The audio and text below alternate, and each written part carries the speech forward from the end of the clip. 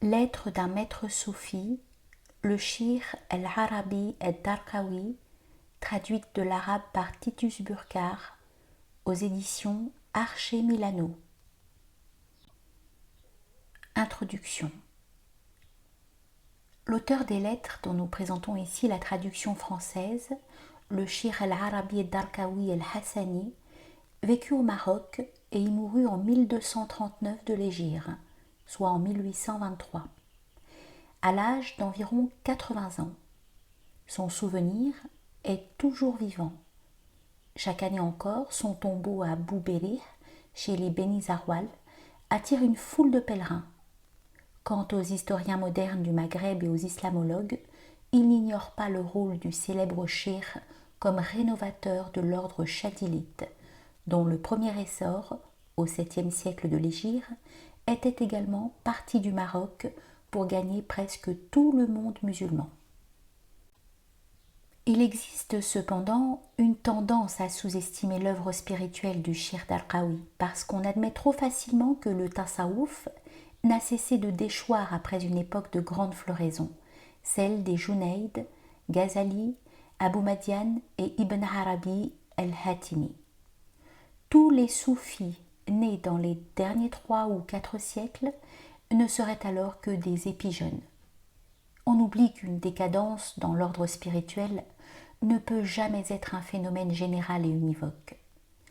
Les saints échappent aux fatalités historiques. L'esprit souffle où il veut. Certes, Al-Arabi al-Darqawi a lui-même parlé du temps d'obscurcissement dans lequel il vivait. Mais si l'on considère la pléiade de grands spirituels parmi ses disciples, on est porté à croire que toute âge sombre comporte des éclaircies. Quant à l'enseignement du Cheikh, tel qu'il ressort de ces quelques extraits de lettres adressées à ses disciples, il peut se comparer à celui des vrais maîtres de tous les temps, par son contenu doctrinal autant que par sa spontanéité spirituelle. Il est vrai qu'il apparaît comme relativement populaire. Sa forme d'expression est simple et directe, mais elle n'en est pas moins profonde. Le cheikh ne parle que du seul nécessaire.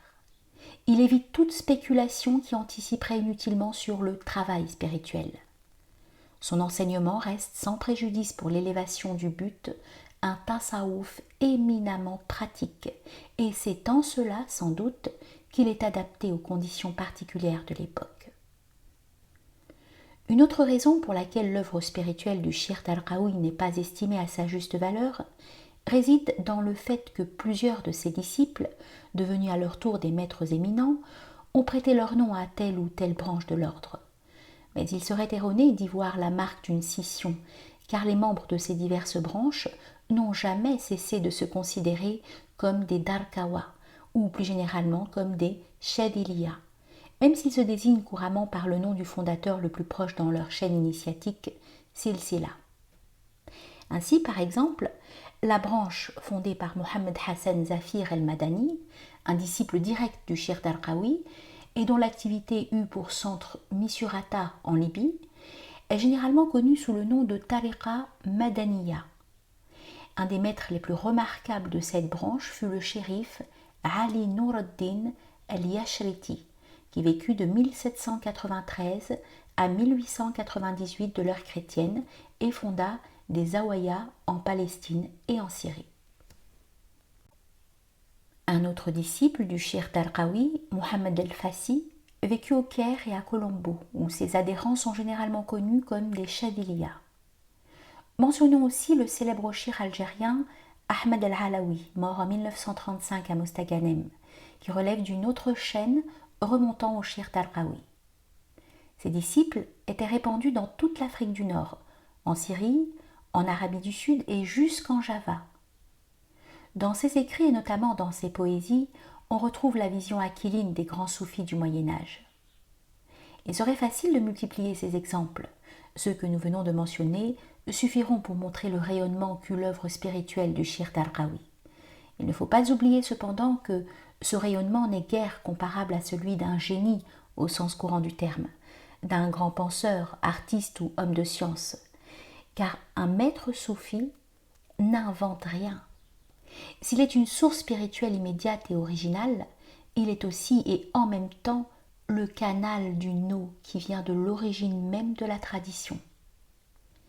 La vérité ou réalité, haqiqa, qu'un maître spirituel manifeste dépasse immensément tout individu. De ce fait, la spontanéité spirituelle chez les maîtres du tasawwuf ne contredit jamais leurs adhésions à la tradition, bien au contraire. Chacun d'eux est unique dans la mesure même où il est héritier. Moulay al-Arabi al-Darqawi se réfère souvent à son propre maître, le shérif Aboul Hassan Ali ben Abdallah al-Imrani al-Hassani, surnommé al-Jamal, le chameau. Ce maître, qu'il rencontra à Fès en 1182, soit 1767-1768, vivait dans l'obscurité, connu par quelques disciples seulement. On le considère cependant comme un des grands pôles de l'ordre chadilite dans le Maghreb, mais c'est à son disciple al-Arabi al-Darqawi qu'il échut de répandre l'héritage spirituel de la tariqa chadiliya dans tout le Maghreb et au-delà. Le recueil des lettres, Rasaïl, du Shir Darqawi, fut constitué par lui-même, copié par ses disciples et imprimé à maintes reprises. En écriture lithographiée à Fès. Il est encore lu et commenté dans les awayas de filiation darqawite. Ce recueil compte environ 300 lettres. Nos extraits ne représentent donc qu'une partie très restreinte. On y trouvera néanmoins tous les aspects essentiels de l'enseignement du cheikh. L'ordre des lettres, dans le recueil original, obéit sans doute à des intentions didactiques. Pour les extraits, nous avons respecté cet ordre dans l'ensemble, tout en nous permettant de grouper les textes apparentés.